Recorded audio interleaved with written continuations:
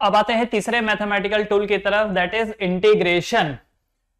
तो जब कभी भी दो क्वांटिटीज के बीच में मल्टीप्लाई का रिलेशन हो, जब कभी भी दो क्वांटिटीज के बीच में मल्टीप्लाई का रिलेशन हो और इनपुट वेरिएबल हो, तब आपको इंटीग्रेशन का इस्तेमाल करना होता है, राइट। जब कभी भी दो क्वांटिटीज के बीच में मल्टीप्लाई का रिलेशन हो और इनपुट वेरिएबल हो, तो आपको इंटीग्रेशन का इस्तेमाल करना होता है। जैसे कि आपने डिफरेंशिएशन में देखा था कि जब दो क्वांटिटी के बीच में डिवाइड का रिलेशन हो एंड इनपुट वेरिएबल हो, तो डिफरेंशिएशन यूज करना पड़ता है। उसी तरीके से अगर इनपुट्स के बीच में मल्टीप्लाई का रिलेशन हो और इनपुट वेरिएबल हो, तो आपको इंटीग्रेशन यूज करना पड़ता है, राइट। और एक दूसरी चीज, इंटीग्रेशन तभी भी आप इस्तेमाल करते हैं जब आपको एरिया निकालना होता है ऑफ इररेगुलर फिगर। जब कभी भी आपको इररेगुलर फिगर का एरिया निकालना होता है, तब आप इंटीग्रेशन का इस्तेमाल करते हैं। जैसे कि मान लीजिए कि ये एक स्क्वायर है या रेक्टेंगल पकड़ लीजिए, this is suppose length and this is breadth. कोई आपको बोले कि इसका एरिया निकालो, तो इसका एरिया क्या होगा? तो एरिया होगा L इंटू बी, राइट। तो हमको इसका एरिया पता है क्योंकि फॉर्मूला है हमारे पास। अब यही चीज अगर एक स्क्वायर होता तो इसकी ये साइड भी ए होती, ये साइड भी ए, तो अगर कोई इसका एरिया बोलता तो कैसे निकालते? A into a, that means a square हो जाता। अगर एक सर्कल की बात करें हम लोग जिसका रेडियस r है, तो इसका एरिया क्या निकल के आएगा? Pi r square. We know the formula, है ना। उसी तरीके से अगर एक पैरेललोग्राम हुआ, राइट, तो पैरेललोग्राम का एरिया भी हम लोग जानते हैं, तो half into B into H. तो जितने भी रेगुलर फिगर्स हैं उनका एरिया तो हम इजीली निकाल सकते हैं। लेकिन अगर कोई हमको बोले कि भाई इसका एरिया आप निकाल के दिखाइए, तो इसका एरिया हम लोग कैसे निकालेंगे? तो कैसे निकालेंगे? ये तो मुश्किल है, यहां पर तो कोई फॉर्मूला भी नहीं लग सकता, इरेगुलर फिगर है। तो इसीलिए हम इस फिगर को पहले तोड़ेंगे, इस फिगर को पहले हम तोड़ेंगे और फिर जोड़ेंगे। इसको हम पहले तोड़ेंगे और फिर जोड़ेंगे। तो इंटीग्रेशन असल में क्या होता है? तोड़ना और फिर जोड़ना, ठीक है। वैसे तोड़ने का काम तो डिफरेंशिएशन करता है, डिवाइड क्या करता है? तोड़ता है ना। तो पहले चीजें डिफरेंशिएट होती हैं और फिर बाद में हम उनको इंटीग्रेट करते हैं। जोड़ने का काम जो है वो इंटीग्रेशन का है, राइट। और इंटीग्रेशन भी तब होगा जब कोई चीज टूटी होगी। तो पहले डिफरेंशिएशन होता है और उसके बाद फिर इंटीग्रेशन होता है। इसलिए ऑर्डर वाइज भी मैं देखो पहले आपको डिफरेंशिएशन पढ़ा रहा हूं और फिर आपको इंटीग्रेशन पढ़ा रहा हूं। तो अब इस फिगर का हम लोग एरिया कैसे निकालेंगे? तो पहले हम इसको तोड़ेंगे। कैसे तोड़ेंगे? देखो मैंने इसको एक्स एक्सिस वाइज ऐसे तोड़ दिया, ठीक है, इसके स्लाइसेस बना दी। अब एक्स एक्सिस के साथ साथ व्हाट आई विल डू कि इसको y एक्सेस वाइज भी मैं तोड़ दूंगा। तो ये देखो, ये है y एक्सेस और मैंने ब्रेक डाउन कर दिया इसको छोटे छोटे पीसेस में, राइट। अब क्या करना है अपने को? कोई एक पीस उठा लो, जैसे ये वाला बॉक्स उठा लो। इस बॉक्स का एरिया पता करो कितना है, इस बॉक्स का एरिया।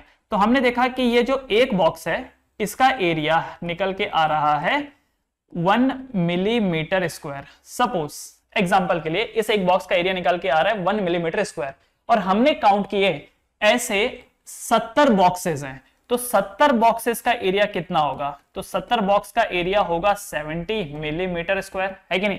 एक बॉक्स का एरिया है 1 मिलीमीटर स्क्वायर और ऐसे 70 बॉक्सेस हैं, तो इनका एरिया क्या निकल के आएगा? 70 मिलीमीटर स्क्वायर, राइट।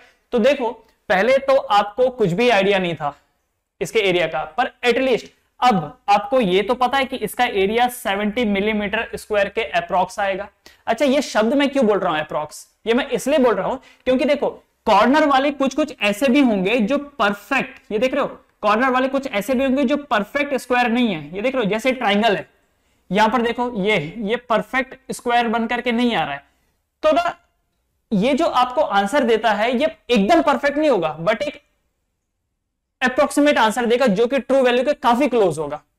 एक होता है कि कुछ भी पता नहीं है और एक होता है कि एटलीस्ट पता तो है, एग्जैक्ट नहीं पता लेकिन कुछ तो पता है। तो यहां पर वही बात हो रही है। अब आप सोच रहे हो कि नहीं यार 70 मिलीमीटर स्क्वायर में मुझे खुशी नहीं मिल रही, मुझे और अच्छा आंसर चाहिए, ट्रू वैल्यू के मुझे और क्लोज चाहिए। तो क्या करना चाहिए? आपको इन बॉक्सेस को और छोटा छोटा तोड़ देना चाहिए। आप इन बॉक्सेस को क्या करेंगे? और छोटे छोटे हिस्सों में तोड़ेंगे। और छोटे छोटे हिस्सों में तोड़ने से क्या होगा जरा समझो। ये जो कॉर्नर का था जो परफेक्ट 1 नहीं बन पाया था, तो अगर आप इसको और छोटे छोटे हिस्सों में तोड़ोगे ना, तो फायदा यहां पर यह होगा कि ये खुद में भी और 3-4 बॉक्सेस में टूट जाएगा। तो आपका जो आंसर है वो और क्लोजेस्ट हो जाएगा, राइट आपका जो आंसर है वो और क्लोजेस्ट हो जाएगा। तो इसीलिए आपको ना जितना छोटा छोटा छोटा पिक्सल हो सके उतना ही कर देना है। जैसे आपने देखा होगा मोबाइल, पुराने जमाने के मोबाइल के पिक्सल्स बहुत मोटे मोटे होते थे, इसीलिए ना मालूम पड़ता था कि यार पिक्चर क्वालिटी उतनी अच्छी नहीं आ रही है, बॉक्सेस दिखते थे उसमें। लेकिन अभी के जो स्क्रीन देखो उसमें कितने सारे पिक्सल्स होते हैं, राइट। और इसी वजह से आपको जो पिक्चर क्वालिटी मिलती है काफी क्लियर मिलती है। तो बॉक्सेस को जितना छोटा छोटा छोटा करेंगे आपका जो आंसर होगा उतना ही क्लियर होगा, उतना ही ट्रू वैल्यू के क्लोजेस्ट होगा, राइट। तो इंटीग्रेशन में किया क्या हमने जोड़ा, लेकिन जोड़ने से पहले तोड़ना जरूरी है, क्योंकि जो टूटेगा ही नहीं वो जुड़ेगा कहां से, राइट। इसलिए इंटीग्रेशन में क्या होता है, तोड़ो प्लस जोड़ो। तोड़ना डिफरेंशिएशन का काम है और जोड़ना इंटीग्रेशन का काम है, राइट। अब इंडिया को ही देख लो, इंडिया कौन सा परफेक्ट स्क्वायर है या रेक्टेंगल है या सर्कल है या ट्रेपेजियम है, नहीं ना, फिर भी इंडिया का एरिया हमको मालूम है। कैसे? इसी मेथोडोलॉजी की वजह से। क्लियर है? तो इंटीग्रेशन का मतलब क्या होता है, जोड़ना। और इंटीग्रेशन कब इस्तेमाल होगा, इंटीग्रेशन तब इस्तेमाल होगा जब दो क्वांटिटीज के बीच में मल्टीप्लाई का रिलेशन हो, जब दो क्वांटिटी के बीच में मल्टीप्लाई का रिलेशन हो एंड जो इसके इनपुट हो, इनपुट वेरिएबल हो। इनपुट जो है वो क्या होने चाहिए, वेरिएबल होने चाहिए, ठीक है। मल्टीप्लाई का रिलेशन होना चाहिए और इनपुट वेरिएबल होना चाहिए, तब जाकर के आप बोल सकते हो कि वहां पर इंटीग्रेशन लगेगा, इंटीग्रेशन लगेगा, राइट। अगर हो सकता है दिमाग में आया आपके कि सर अगर रिलेशन मल्टीप्लाई का है पर इनपुट वेरिएबल नहीं है, कांस्टेंट है, तब इंटीग्रेशन लगेगा? नहीं, तब नहीं लगेगा, तब जरूरत ही नहीं है। अगर इनपुट आपके पास कांस्टेंट है तो सीधा मल्टीप्लाई कर दो ना। फॉर एन एग्जांपल, जैसे कोई इस रेक्टेंगल का बोले इसका एरिया निकालो, मान लो लेंथ है इसका 10 और ब्रेड्थ है इसका 5, तो कोई आपको बोले इसका एरिया निकालो, तो एरिया सीधा क्या आ जाएगा इसका 10 इंटू 5, तो 10 इंटू 5 कितना होता है 50, तो इसका एरिया क्या आ गया 50 यूनिट स्क्वायर। कोई इंटीग्रेशन की जरूरत नहीं पड़ी, क्योंकि जो ये इनपुट है ये कांस्टेंट है, लेकिन अब आपको जो इनपुट मिलेंगे वो वेरिएबल मिलेंगे, और क्योंकि इनपुट वेरिएबल मिलेंगे तो अगर डिवाइड का रिलेशन होगा तो डिफरेंशिएशन करना पड़ेगा, और अगर मल्टीप्लाई का रिलेशन हो तो इंटीग्रेशन करना पड़ेगा। सवाल यह है कि कैसे करेंगे इंटीग्रेशन। तो जिस तरीके से डिफरेंशिएशन के फॉर्मूले देखे थे उसी तरीके से इंटीग्रेशन के भी कुछ कुछ फॉर्मूले हैं, उसको नोट डाउन कर लेते हैं एंड फिर उसी के बेसिस पे क्वेश्चंस करेंगे। तो पहला formula, first one, integration of x to the power n dx। अब यहां पर एक चीज नोटिस कीजिए, ये जो साइन है ये किसका है, इंटीग्रेशन का। ये जो ऐसे ही ये जुल्फ है ये किसकी है, ये इंटीग्रेशन की है। और डिफरेंशिएशन का साइन क्या होता है, d अपॉन डी। इंटीग्रेशन का साइन क्या होता है, ये d अपॉन डी। बोलेगा y with respect to x, तो यहां पर y लिख दो और यहां x लिख दो। बोलेगा p with respect to q, तो यहां पर p लिख दो और नीचे q लिख दो। उसी तरीके से ये इंटीग्रेशन का साइन है।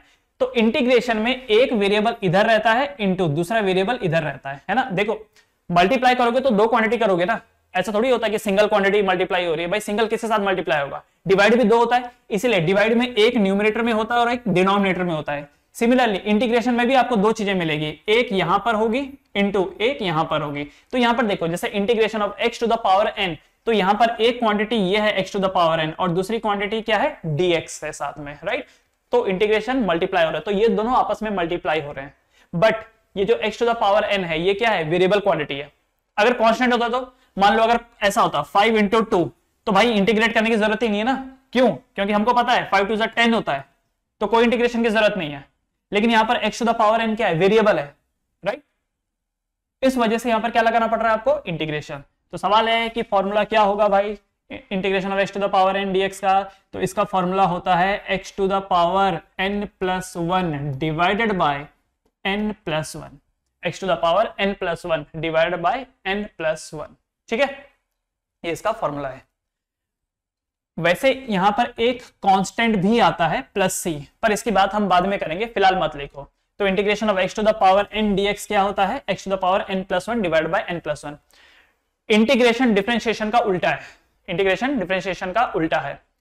डिफरेंशिएशन में पावर आगे आ जाती थी, देखो यहां पर जो ये पावर है ये नीचे आ रही है। डिफरेंशिएशन में पावर एक यूनिट कम हो जाती थी, यहां पर देखो पावर एक यूनिट बढ़ रही है, राइट, उल्टा है। एक क्वेश्चन जैसा समझते हैं, integration of x to the power 4 dx है, तो कैसे सॉल्व होगा ये।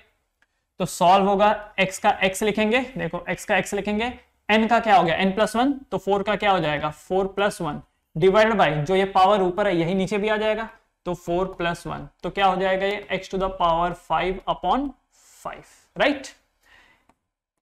इंटीग्रेशन ऑफ x⁻³ dx क्या हो जाएगा, तो x का x होगा, पावर 1 बढ़ जाएगा, तो -3 + 1 कितना हो जाएगा, -2 डिवाइडेड बाय -2, करेक्ट।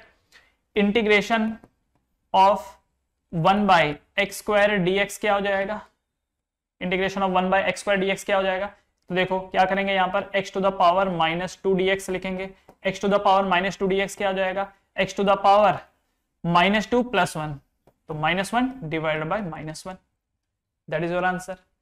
कोई आपसे पूछे इंटीग्रेशन ऑफ √x dx क्या होगा, तो √x को क्या बोल सकते हैं, x⁻1/2 dx बोल सकते हैं, तो क्या होगा x का पावर ½ + 1 डिवाइडेड बाय ½ + 1, तो ½ + 1 कितना होता है 3/2 डिवाइडेड बाय 3/2, तो बाद में 2 पर चल जाएगा, 2x का power 3/2/3, clear. This is your first formula, integration of x⁻n dx exactly वैसा ही है जैसा आपने डिफरेंशिएशन में किया था। दूसरे फॉर्मूले की तरफ चलते हैं। दूसरा फॉर्मूला है integration of a constant into dx, integration of a constant into dx, तो क्या होगा, कांस्टेंट यहां पर बाहर आ जाएगा और अंदर क्या रहेगा dx, अंदर यहां पर क्या होगा dx, और बाद में जब ये dx सॉल्व होगा तो dx सॉल्व होगा तो क्या बनेगा, तो x बनेगा, तो इसलिए ये हो जाएगा c × x, क्या हो जाएगा ये c × x, ठीक है। आप चाहो तो इस सेम फॉर्मूले को ऐसा भी लिख सकते थे, integration of c × x⁻n dx, अगर ऐसा होता तो क्या होता, c बाहर आ जाता, अंदर रह जाता x⁻n dx, फिर x⁻n dx कैसे सॉल्व होता, इसी मेथोडोलॉजी से सॉल्व होता, राइट। तो यहां पर भी वही करना है कि कांस्टेंट को आपको बाहर ले लेना है। इसे मिटा दूं, देखो एक क्वेश्चन जैसा समझते हैं। यहाँ पे क्वेश्चन है इंटीग्रेशन ऑफ 5x⁻7 dx, तो क्या होगा 5 बाहर आ जाएगा, इंटीग्रेशन ऑफ x⁻7 dx हो जाएगा, that means 5 integration of x⁻7 क्या होगा, x⁸ divided by 8, that's your answer, done, easy है एकदम, राइट ना। एक चीज इसको भी समझो, इंटीग्रेशन ऑफ dx जो है वो x कैसे बना, तो सबसे पहले dx क्या होता है, ये देखिए, ये एक लाइन है जिसकी लेंथ x है, यहां से यहां तक, ये जो लाइन है इसकी लेंथ x है। अगर मैं इसके छोटे छोटे छोटे टुकड़े कर दूं, ये देखो मैंने इसके छोटे छोटे छोटे टुकड़े कर दिए, तो ये सारे छोटे छोटे छोटे टुकड़े क्या कहलाएंगे, dx, ये सारे छोटे छोटे छोटे टुकड़े क्या कहलाएंगे, dx कहलाएंगे, ठीक है। तो सारे dx को अगर मैं जोड़ दूं, ये सभी छोटे छोटे टुकड़े dx हैं, dx dx dx dx, सारे छोटे छोटे टुकड़ों को अगर मैं जोड़ दूं, that means integration of dx कर दूं, तो मुझे क्या रिजल्ट मिलेगा, x मिलेगा, क्लियर। उसी तरीके से मान लो कहीं पे लिखा है dw, dw का मतलब w के छोटे छोटे टुकड़े, मान लो w वर्क डन है, तो छोटे छोटे वर्क डन को अगर मैं आपस में जोड़ दूं तो मुझे क्या मिलेगा, बड़ा वर्क डन, क्या मिलेगा मुझे, बड़ा वर्क डन। छोटे छोटे लकड़ी को जोड़ दूं तो क्या मिलेगा, बड़ा लकड़ी का टुकड़ा, ठीक है। यह हुआ दूसरा फॉर्मूला। तीसरा फॉर्मूला इंटीग्रेशन ऑफ, चलो एक काम करो, तीसरे फॉर्मूले में यही लिख दो, इंटीग्रेशन ऑफ dx x होता है, क्योंकि कई बार बच्चे लोगों को ध्यान में नहीं आता है कि सर dx क्या है, तो लिख दो यहाँ पे इंटीग्रेशन ऑफ dx x होता है। उसके बाद integration of sine x, integration of sine x dx equal to minus cos x, equal to minus cos x। अच्छा आपको याद होगा कॉस x का डिफरेंशिएशन माइनस साइन x था, इसलिए साइन x का डिफरेंशिएशन माइनस कॉस x होएगा, उल्टा है, साइन x का डिफरेंशिएशन कॉस x था, राइट, या कॉस x का डिफरेंशिएशन करूंगा तो माइनस साइन x आएगा, कॉस x का डिफरेंशिएशन करूंगा तो माइनस साइन x आएगा, तो साइन x का इंटीग्रेशन करूंगा तो माइनस कॉस x आएगा, राइट।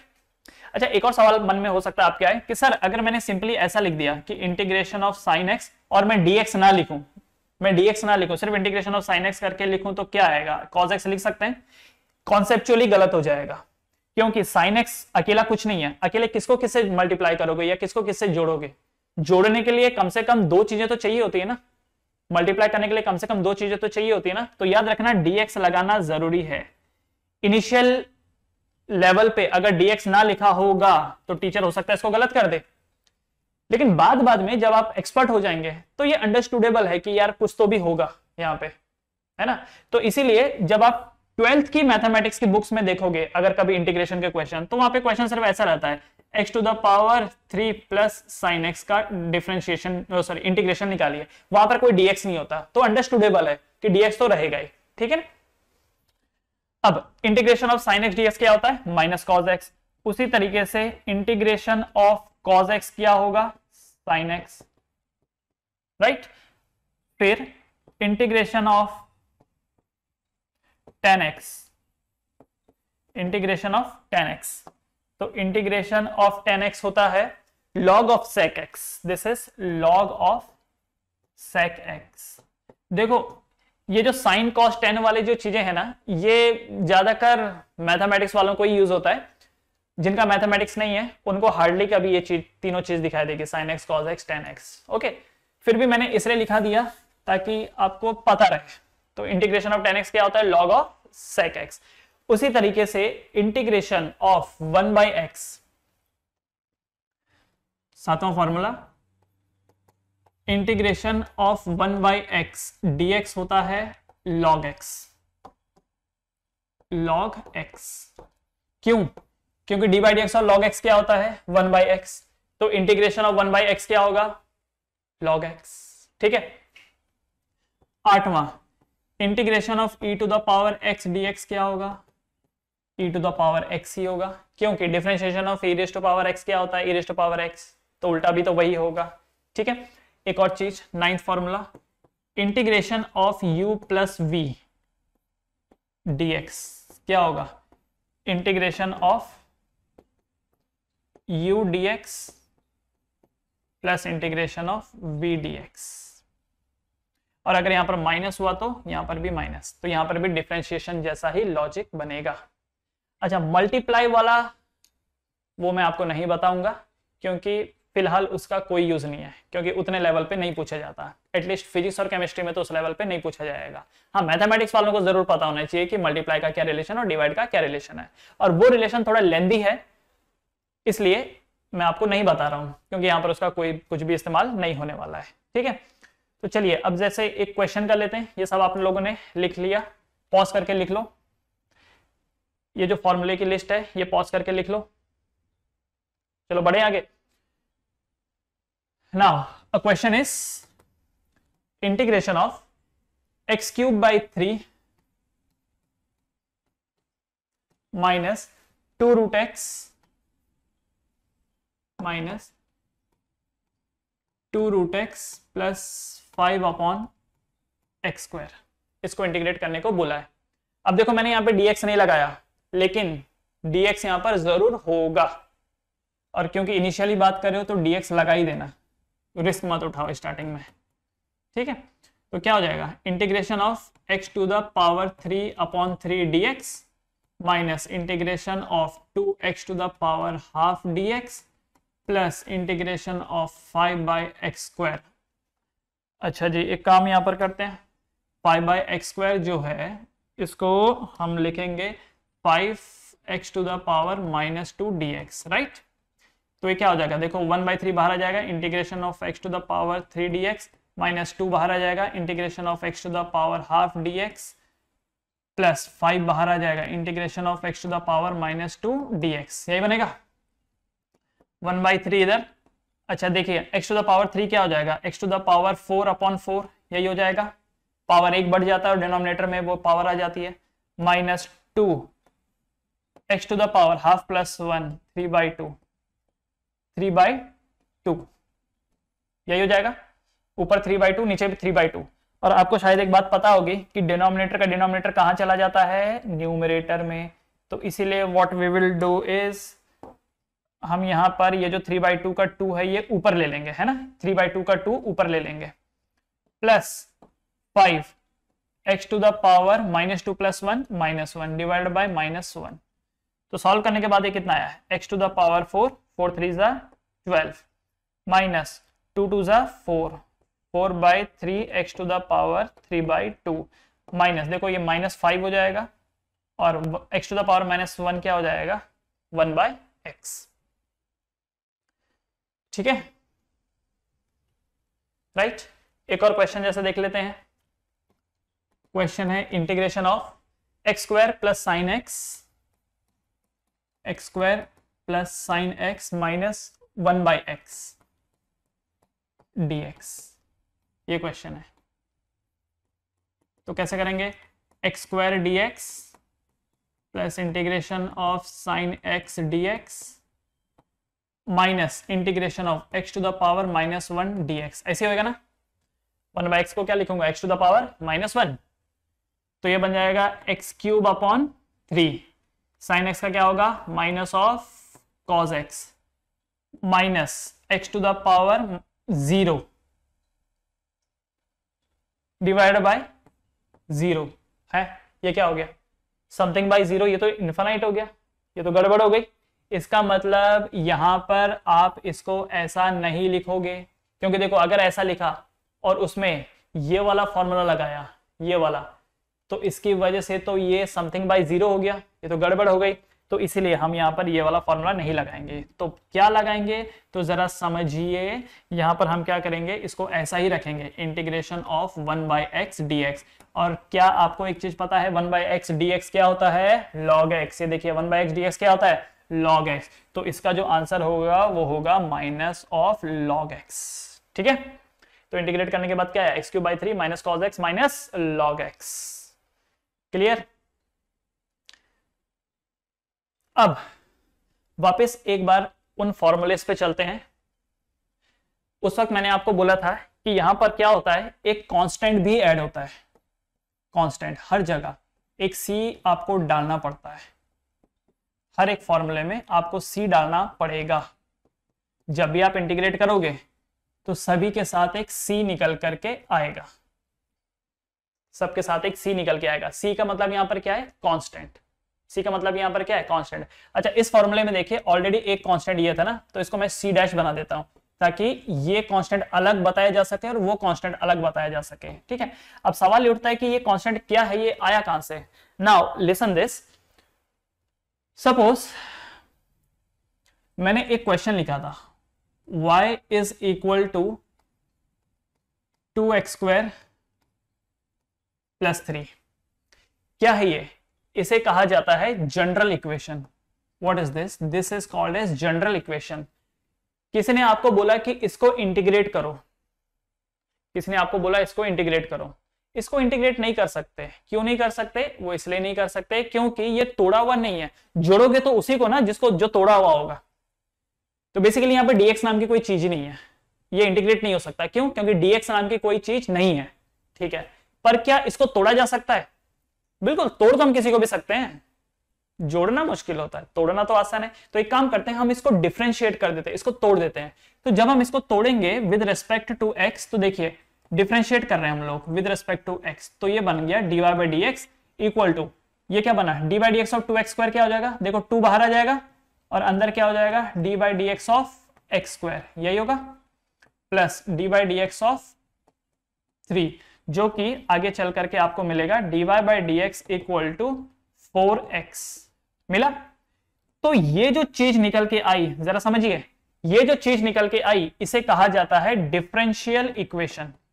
क्या बोला जाता है इसको, डिफरेंशियल इक्वेशन। सुनिएगा ध्यान से, ये जो चीज है दिस इज जनरल इक्वेशन और ये क्या निकल के आया, डिफरेंशियल इक्वेशन। ये क्या आया, डिफरेंशियल इक्वेशन। जहां पर भी dy/dx होगा या dp/dq होगा या dx/dt होगा, उसे बोला जाता है डिफरेंशियल इक्वेशन।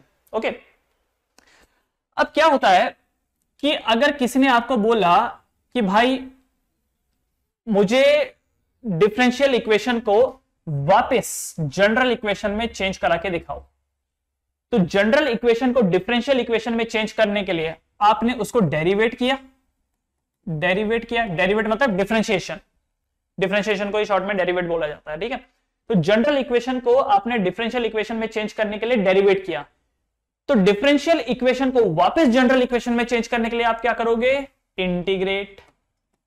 इंटीग्रेट, क्योंकि मैंने आपको बताया ना कि इंटीग्रेशन डिफरेंशिएशन का उल्टा है। तो जनरल को डिफरेंशियल बना दिया डिफरेंशिएशन ने, जनरल को डिफरेंशियल बना दिया डिफरेंशिएशन ने।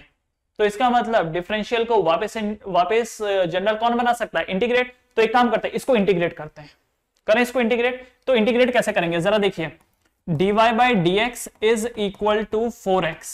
तो एक काम करो, सेम जात वालों को एक साथ लेके चलो। जब कभी हम सॉल्व करते तो ऐसे करते हैं ना, सेम जाति वाले एक साथ, तो 4x dx, यही हो गया, dx उधर चल गया, dy equal to 4x dx। Now integrate करो, तो सारे छोटे छोटे y को जोड़ेंगे तो क्या मिलेगा? बड़ा Y। अब यहां पर क्या होगा, 4 बाहर आ गया, इंटीग्रेशन ऑफ x dx रह जाएगा। तो y इक्वल टू क्या बना, 4। यहां पर देखो x का पावर 1 है, तो x स्क्वायर अपॉन 2 हो जाएगा, तो 2 2 जा 4, तो y इक्वल टू क्या आ गया, 2x स्क्वायर। क्या आ गया, y equal to 2x square. अब मुझे बताओ, ये जो जनरल इक्वेशन थी, ये इक्वेशन नंबर 1, और ये जो इक्वेशन नंबर 3 निकल के आई, ठीक है, ये वाले इसको हम 2 मान लेते हैं, ये इक्वेशन नंबर 1 है और ये इक्वेशन नंबर 3 है। मुझे बताओ, क्या इक्वेशन नंबर 3 और इक्वेशन नंबर 1 सेम है? क्या इक्वेशन नंबर 3 और 1 सेम है? नहीं है। 2x स्क्वायर इसके पास भी है, 2x स्क्वायर इसके पास भी है, लेकिन इसके पास एक 3 एक्स्ट्रा था, इसके पास एक 3 एक्स्ट्रा था।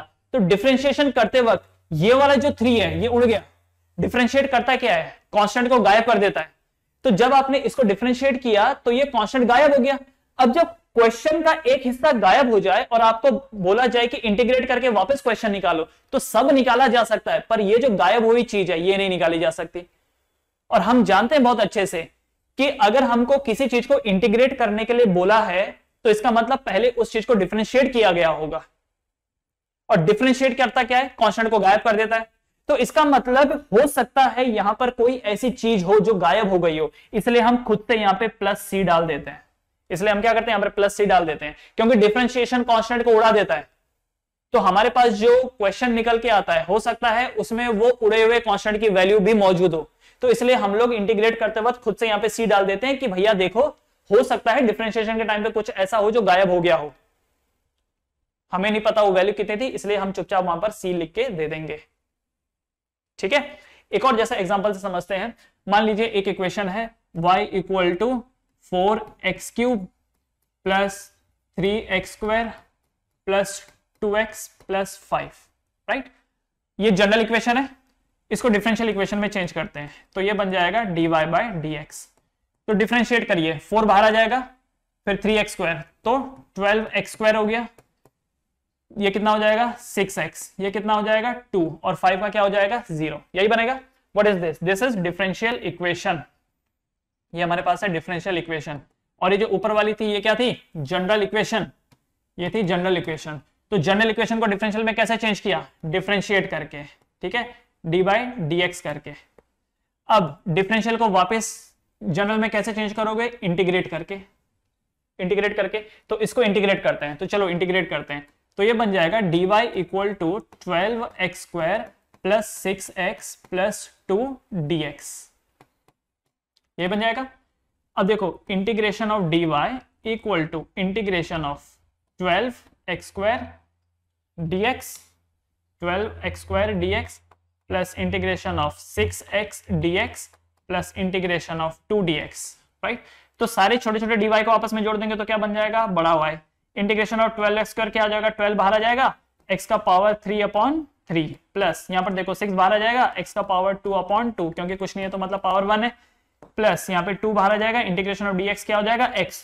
तो देखो 3 4 जा 2 3 जा, तो क्या बन के आया, y equal to 4x cube plus 3x square plus 2x, तो ये बन के आया। अब जरा इस इक्वेशन नंबर 3 को इक्वेशन नंबर 1 से मैच करके देखो, 3 को 1 से मैच करके देखो।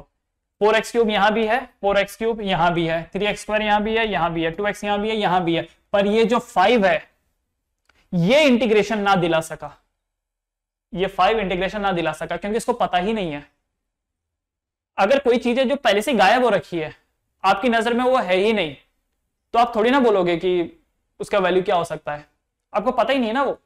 तो डिफरेंशिएशन ने कांस्टेंट को उड़ा दिया, इसलिए इंटीग्रेट करते वक्त हम ये मान के चलते हैं कि हो सकता है क्वेश्चन में कोई कांस्टेंट हो जो गायब हो गया हो, हमें नहीं पता वो क्या है, इसलिए हम चुपचाप यहां पर +c लिख देते हैं। इसलिए आप अपने टेक्स्ट बुक में या कई जगहों पर जब भी ये फॉर्मूले देखोगे तो आपको इन फॉर्मूले में +c नजर आता हुआ दिखाई देगा। क्लियर है? और हो सकता है कहीं पर ना लिखा हो तो भी अंडरस्टूडेबल है कि वहां पर +c तो रहेगा ही। ठीक, अब इसके ऊपर एक क्वेश्चन कर लेते हैं, प्रैक्टिकल क्वेश्चन।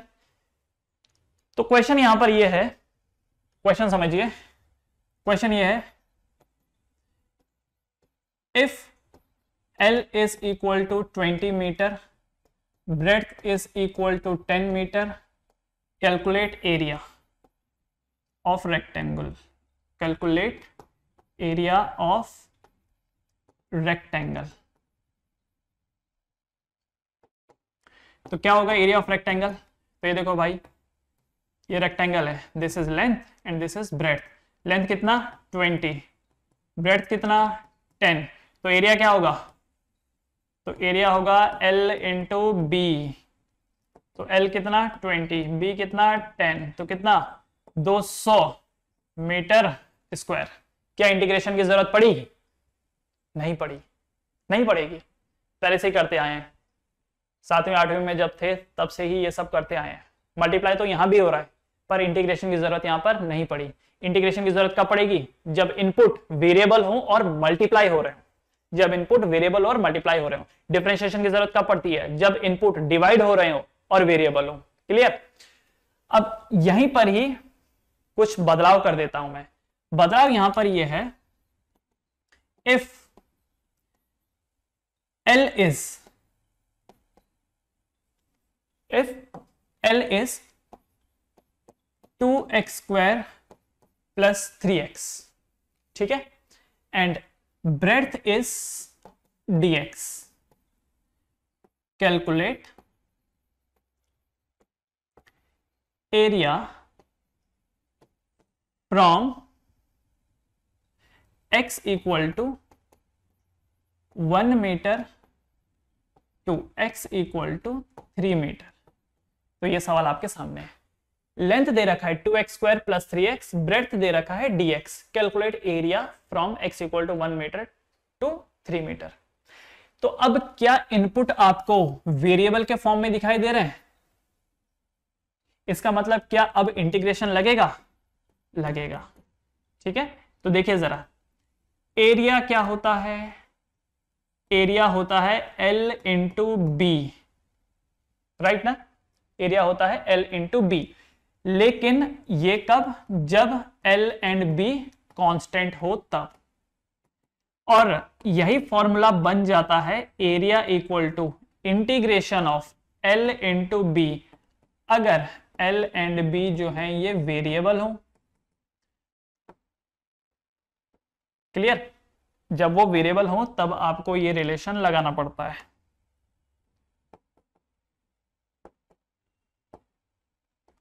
Right, okay. तो अब देखते हैं, area is equal to, L की जगह पर क्या आ जाएगा? 2x स्क्वायर प्लस 3x, और ब्रेड्थ की जगह पर क्या आ जाएगा? dx। एल की जगह पर ये आ जाएगा और ब्रेड्थ की जगह पर ये आ जाएगा। तो इंटीग्रेट करेंगे 2x square dx plus integration of 3x dx। तो 2 बाहर आ जाएगा। इंटीग्रेशन ऑफ x स्क्वायर क्या होता है? x क्यूब अपॉन 3, प्लस यहाँ पे 3 बाहर आ जाएगा, x स्क्वायर अपॉन 2, यही आ जाएगा। So this is the equation of area. ये जो इक्वेशन है, ये इक्वेशन किसका निकल के आया? एरिया निकल के आया। अभी भी एरिया आया नहीं है, ये एरिया का इक्वेशन है। ठीक है, तो बाकी हिस्सा मैं यहां सॉल्व कर देता हूं, जरा ध्यान दीजिएगा, बाकी हिस्सा मैं इधर लिख रहा हूं। तो एरिया जो निकल के आया है, एरिया समझिएगा, area is 2/3 x to the power 3 plus 3/2 x to the power 2। ये एरिया निकल के आया। आपको कहां से कहां बोला है? From x equal to 1 to x equal to 3। भाई देखो, जब कोई आपको इंटीग्रेट करने के लिए बोलेगा, इंटीग्रेट का मतलब क्या होता है? जोड़ो। तो जोड़ने का एक लिमिट तो होगा ना, जोड़ने का एक लिमिट तो होगा कि भाई यहां से यहां तक जोड़ो, तो 1 से लेकर के 3 तक जोड़ो, ये उन्होंने बोला है। तो हम यहां पर देखो क्या करेंगे, सुनिएगा ध्यान से। 2/3 को ऐसे ही लिखेंगे, ये इंपॉर्टेंट स्टेप है, इसको ध्यान से समझिएगा। ये जो 2/3 है ये ऐसा ही रहेगा, और ये जो x है, ये जो x आपको दिखाई दे रहा है, इसकी जगह पर एक बार हायर लिमिट आएगी, ठीक है, इसको कहते हैं हायर लिमिट और इसको कहते हैं lower limit. This is higher limit and this is lower limit. एक बार हायर लिमिट डालोगे माइनस एक बार लोअर लिमिट डालोगे, तो हायर लिमिट यहां पर क्या हो गया 3, तो ये हो जाएगा 3 क्यूब माइनस एक बार लोअर लिमिट डालो 1 क्यूब प्लस 3/2 ऐसा का ऐसा ही आएगा। इस वेरिएबल की जगह पर, इसकी जगह पर एक बार हायर लिमिट आएगा 3 स्क्वायर माइनस एक बार लोअर लिमिट आएगा 1 स्क्वायर, राइट।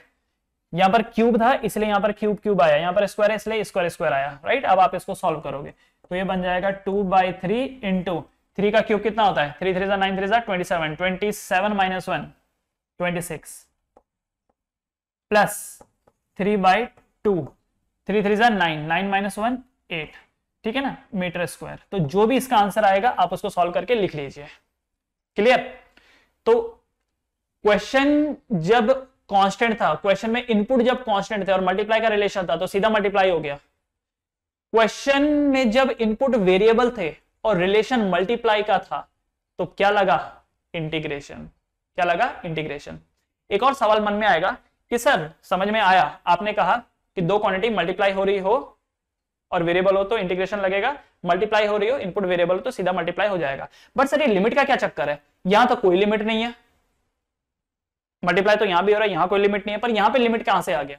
देखो यहां पे लिमिट क्यों नहीं है, क्योंकि यहां पर आपको बोल रहा है, आपको यहां पर बोला है कि लेंथ को 20 यूनिट लेने के बाद रुक जाना, 20 मीटर लेने के बाद, है ना, यहां पर क्या है मीटर और ये भी क्या है मीटर। तो यहां पर बोल रखा है कि लेंथ को 20 मीटर लेने के बाद रुक जाना, चौड़ाई को 10 मीटर लेने के बाद रुक जाना। तो यहां पर ऑलरेडी लिमिट बता रखी है कि 20 पे रुक जाना, 10 पे रुक जाना, लेकिन यहां पर ऐसा कुछ नहीं बता रखा है। यहां पे लेंथ बता रखा है 2x² + 3x, ब्रेड्थ बता रखा है dx, तो यहां रुकने के लिए कहीं नहीं बता रखा है, तो कहीं पर तो होना चाहिए ना कि इतने पे आके रुक जाओ। तो इसीलिए यहां पर इन्होंने अलग से दे दिया कि 1 से लेकर के 3 के बीच में आपको चलना है और उसके आर पार रुक जाना है, ना 1 से कम में जाना है और ना 3 से ज्यादा जाना है, तो इसलिए ये लिमिट एक्स्ट्रा देनी पड़ी, यहां पर जरूरत नहीं पड़ती है। डन, समझ में आ गया। एक और क्वेश्चन जैसे इसी के बेस पे एक और क्वेश्चन, सपोज आपको वर्क डन निकालना है, आपको फोर्स दे रखा है, suppose this is the question, आपको दे रखा है force 100 newton and displacement is 5 metre.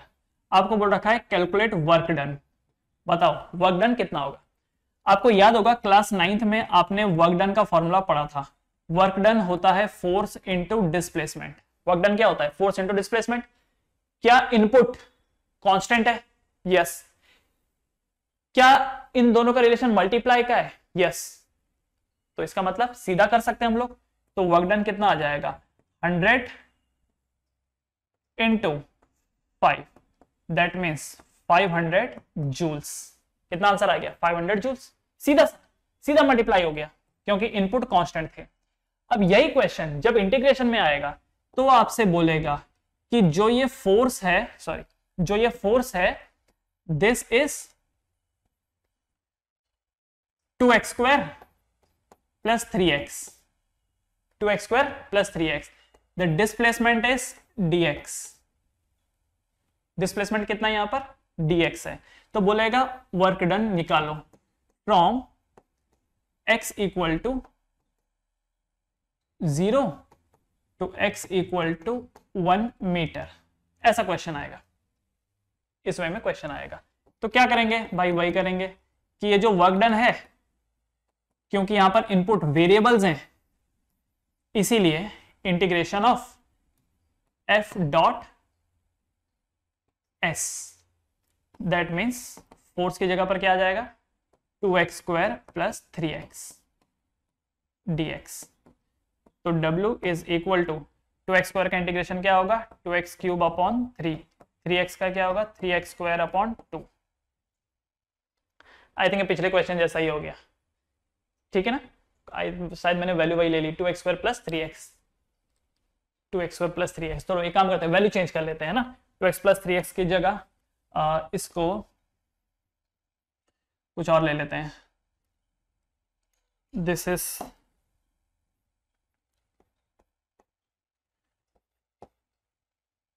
x to the power 4 plus x to the power 3, 2x to the power 3। हाँ जी, तो ये क्या बन जाएगा यहाँ पर, this will become as x to the power जो ये 4 है plus 2x to the power 3 dx। तो integration of x to the power 4 dx plus integration of 2x to the power 3 dx। तो work done x to the power 4 क्या होगा, x to the power 5 upon 5 plus 2 x to the power 4 upon 4, तो 2 2 जा 4। तो work done का जो equation निकल के आएगा that will be x to the power 5 upon 5 plus x to the power 4 upon 2। तो ये वर्क डन का इक्वेशन निकल के आया है, ये वर्क डन नहीं निकला, ये वर्क डन का इक्वेशन निकला। तो वर्क डन कैसे निकलेगा, तो वर्क डन निकालने के लिए आप क्या करोगे, इसमें लिमिट डालोगे। तो work done is equal to, देखो ये 1/5 अलग हो जाएगा, अंदर क्या रह जाएगा, x का पावर 5। तो x का पावर 5 मतलब देखो एक बार हायर लिमिट डालो, हायर लिमिट क्या है 1 और लोअर लिमिट क्या है 0। तो 1 to the power 5 minus 0 to the power 5, correct, plus 1/2, 1 का पावर 4 माइनस 0 का power 4। So work done is equal to 1/5 plus 1/2। तो कितना हो जाएगा, 5 2 ज़ा 10, 2 प्लस 5 दैट मीन्स 7/10 जूल्स। ठीक है, तो इस वे में ये सॉल्व होगा, इस वे में ये सॉल्व होगा। क्लियर है एवरीवन। तो इनपुट वेरिएबल और रिलेशन मल्टीप्लाई तो integration, input constant relation multiply तो कुछ नहीं, सीधा मल्टीप्लाई उसको करने का। एक और चीज यहां पर मैंने लिखा है f equal to x to the power 4 plus 2x square और s की वैल्यू यहाँ पे dx दे रखी है। बहुत बार ऐसा भी होगा कि क्वेश्चन में ये नहीं दिया जाएगा, ये चीज नहीं दी जाएगी, सिर्फ आपको फोर्स दिया जाएगा कि फोर्स इतना इतना है, calculate work done from x equal to 0 to x equal to 1। तो समझ जाइएगा कि ये जो सेकंड कंपोनेंट है, ये जो सेकंड कंपोनेंट है ये dx ही होगा। ठीक है, क्योंकि भले ही s की वैल्यू dx नहीं दी हुई है, बट समझ जाइएगा कि सेकंड जो चीज होगी वो dx ही दिया होगा, क्योंकि इनपुट x के टर्म्स में है ना, तो अगला क्वांटिटी भी x के टर्म्स में होगा। तो ये जो s की वैल्यू है ये dx के बराबर ही रही होगी। Alright, so this was all about your integration. Integration के ऊपर और क्वेश्चन सॉल्व कीजिए और इसमें परफेक्ट हो जाइए।